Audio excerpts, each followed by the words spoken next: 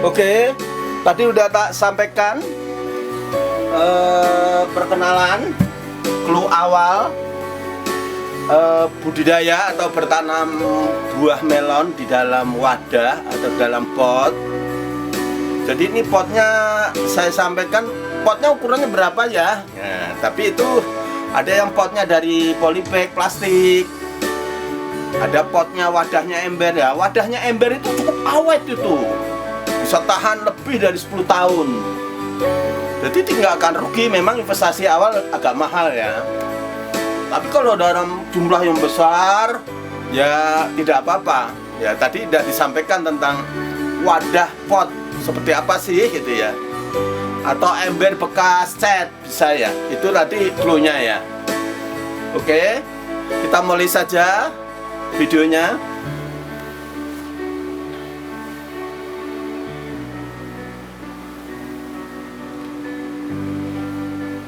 Ini adalah ember 40 ya, ini atau buah yang sedang berbuah lebat ya, buahnya rata gitu ya. Ini antara di 1, 2, 3 1, 2, 3, 4, 5, 6, 7, 8, 9, 10 ya. Antara ruas 11, 12, 13 ya. Buahnya itu antara di posisi itu ya. Itu nanti kita sampaikan. Nah, biasanya kalau sudah mau tua panen itu ada coklat-coklat seperti ini. Nah, ini biasanya segera dipanen, dipotong saja seperti ini. Itu contohnya buahnya. Ini kebetulan varietas golden ya, golden kuning. Oke. Tadi kalau dilihat dari agribisnisnya, dari memang buah melon ini bermanfaat untuk kesehatan ya. Silahkan nanti detail. Ini slide-nya sudah tak kasih. Nanti detailnya silahkan lihat, bisa dibaca. Ini saya akan menyampaikan secara global saja bahwa buah melon itu bagus untuk kesehatan. Di sini disinggung, jadi buat jus, buat bahan olahan, buat es campur gitu ya. Kalau bahan olahan bisa buat keripik ya, bisa buat jus tadi, buat sirup ya, sirup melon. Kemudian untuk kesehatan itu biasanya karena mengandung apa ya, B1, B2, karbohidrat, kalium, natrium, serat, air, protein, energi dan lain-lain. Terutama untuk menambah antibodi, memperbaiki pencernakan, kemudian yang jelas bagus untuk kesehatan keluarga. Bisa aja nanam, karena ini dalam pot, bisa ditanam di teras. Terasnya kalau terbuat dari solarta bening gitu, bisa ditanam langsung, dipraktekkan di dalam rumah. Tapi kalau dalam skala besar perkebunan yang cukup modal ya bikin greenhouse atau plastik, atau nanti di pekarangan nanti kita sampaikan khusus apa itu nanam di dalam pot tapi bukan di dalam greenhouse tapi di luar greenhouse. Nanti juga saya sampaikan. Kemudian pasarnya gimana sih gitu ya. Pasarnya itu ada di swalayan, di supermarket, terutama di pasar induk Kramat Jati. Itu kalau pas panen raya itu truk besar-besar ya. Nanti akan tak sampaikan gambarnya seperti apa ya, suasana bongkar muat buah melon di dalam pasar Kramat Jati nanti ada ya. Nanti terlalu banyak ya kita sampaikan, kita khusus saja di sini. Itu berat buahnya itu ada yang 1 kilo sampai 1,5 kilo ya rata-rata ya. Itu biasanya cantaloupe, renong. Kalau yang 2 kilo sampai 2,5 kilo itu antara gramor, varietas Apollo. Skiroket itu bisa sampai 3 kilo itu ya. Skiroket itu biasanya rata-rata ditanam di sawah bagi petani-petani secara umum ya, termasuk gramor ya. Nah, skiroket kan dagingnya putih, kalau gramor kan dagingnya oranye gitu ya, daging tebel oranye. Skiroket juga tebel tapi dia putih, memang cocok untuk di lapangan, utama di sawah-sawah, bedingan-bedingan gitu.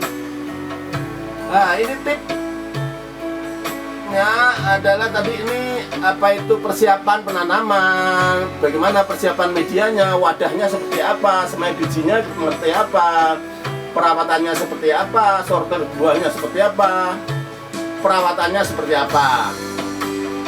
Nah, ini tip. Jadi lengkapnya silahkan baca saja di slide-nya tadi. Ini saya sampaikan secara global untuk mempersingkat video. Oke ya. Di sini ada tip agar buah tanaman melon tadi berbuah besar, tipnya ada, suaming besar, dagingnya tebal, manis. Ya, di sini ada juga, silakan baca. Selesnya ada di sini ya. Kemudian terutama di dalam greenhouse ya. Jadi apa sih kita tadi bahas ya, rumah plastik, greenhouse. Nah, apa sih keunggulan kalau kita nanam di dalam rumah plastik atau greenhouse itu? Satu keunggulan pertama adalah, jadi kualitas buahnya bisa terjamin karena di dalam greenhouse. Yang kedua, tidak terpengaruh cuaca atau iklim. Meskipun musim hujan, dia nggak akan kena air karena di dalam greenhouse.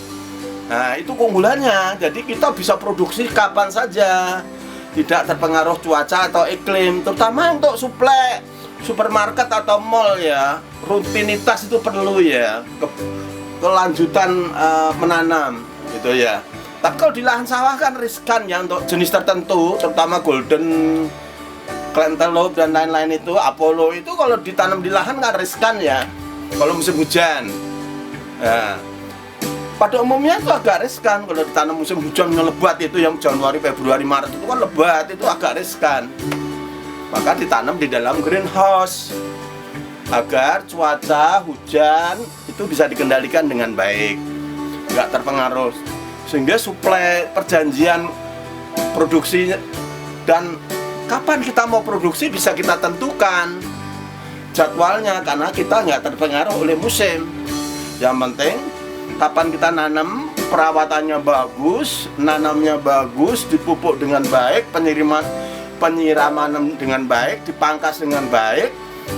Itu sekaligus tadi cerita soal perawatan ya. Wah, pasti jadi di dalam greenhouse tadi. Nah, di sini kita sebutkan nih cara ngerawatnya ya, penyiraman gitu ya. Terutama kalau di dalam greenhouse itu harus disiram karena dia nggak kena hujan, maka harus disiram setiap hari. Tapi kalau tanaman masih kecil itu biasanya 2-3 hari nggak usah disiram, nggak apa-apa. Tapi kalau tanaman lebih dari 20 hari, 25 hari ke sana, itu kalau musim kemarau setiap hari harus disiram. Siramnya jangan berlebihan, lembab aja. Oke. Kemudian tadi persiapan greenhouse ya. Di dalam greenhouse itu ada kawat membentang itu ya. Biasanya jarak tanam itu rata-rata antara 60 kali 60 ya, antar tanaman itu.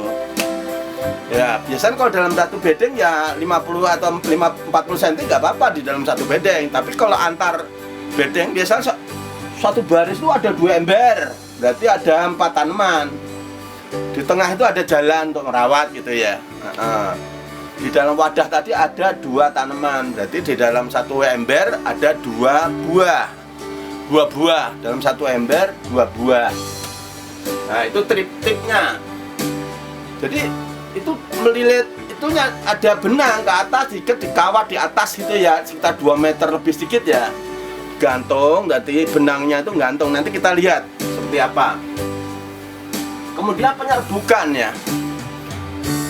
Jadi waktu bagaimana rawatnya itu mangkas antara ruas 1 sampai ruas 10 itu cabang kecil-kecilnya itu kita buang semua aja, kita pangkas, kita buang aja cabang kecil-kecilnya, tunas-tunas yang di sela-sela. Kalau daunnya jangan dibuang, tapi cabang ya, tunas-tunas kecil itu harus dibuang, termasuk sulur-sulurnya antara ruas 1 sampai ruas 10. Yang kita pelihara cabangnya adalah ruas 11, ruas 12, ruas 13. Ya, itu disesuaikan situasi. Biasanya kalau musim kemarau bisa, tapi kalau musim hujan kadang-kadang agak naik dikit ya, 14, 15 ruasnya. Tapi rata-rata ruas 12, ruas 11, ruas 12, ruas 13. Kenapa kok nggak di ruas di bawah? Karena kalau di bawah itu kan masa pertumbuhan ya, jangan dibuahkan dulu. Secara alam seperti itu, supaya nanti pembuahan itu yang tepat, siap, akarnya lebar, tanaman udah gede ya, di antara kurang lebih ruas 11 tadi. Kemudian penyerbukan, jadi selain diserbuk oleh serangga, lebah madu, terus kupu, terus ada kumbang gitu ya, Tapi kumbang-kumbang yang gede itu ya bukan kumbang tanduk ya, bukan. Itu biasanya nyerbuk serangga-serangga kecil itu tahun-tahun tuh nyerbuk bunga melon ya supaya jadi. Maka sebaiknya di dalam greenhouse itu ditanam 2 jenis. Satu Apollo yang kulitnya kuning juga. Satu golden. Golden tuh ada yang dagingnya putih, ada yang dagingnya kuning, oranye. Supaya antara Apollo dan golden tadi terjadi penyerbukan, akan terbentuklah buah dengan baik. Kalau 2 jenis itu. Kalau enggak ya minimal diserbuk sama tanaman yang lain. Maksudnya dalam golden tapi tanaman golden banyak tapi diambil tanaman yang lain gitu ya. Kemudian pengendalian hama penyakit. Pengendalian hama penyakit itu relatif ya. Biasanya rata-rata ulat paling suka ya. Ulat itu nyerang daunnya, itu harus semprot pakai decis atau Kuracron. Dosisnya 1 sampai 2 cc per liter air semprot. Kalau jamur itu pakai ditin 45 ya, disemprot sesuai penggunaan aja. Tidak harus dikendalikan terus berdasarkan pengamatan. Kalau dalam greenhouse tuh uletnya hanya 5 ya nggak usah disemprot, diambil aja. Uletnya diambil pakai tangan aja supaya nggak berkembang. Maka di dalam greenhouse itu kan rapet ya. Biasanya serangga nggak bisa masuk juga, tapi masih ada lubang supaya serangga untuk masuk untuk nyilang gitu ya. Ya. Ini tadi itu detail ya. Kita sekarang persiapan persemaian. Ini polybag ukuran 10x15 ya ditanam. Jadi dalam satu polybagnya ada 2. Ada 2 karena nanti ditanam dalam satu ember. Satu ember tadi harus ada 2 tanaman. Maka di dalam satu polybag ini ada 2. Nah ini ada perangkat trip ya. Ini kasih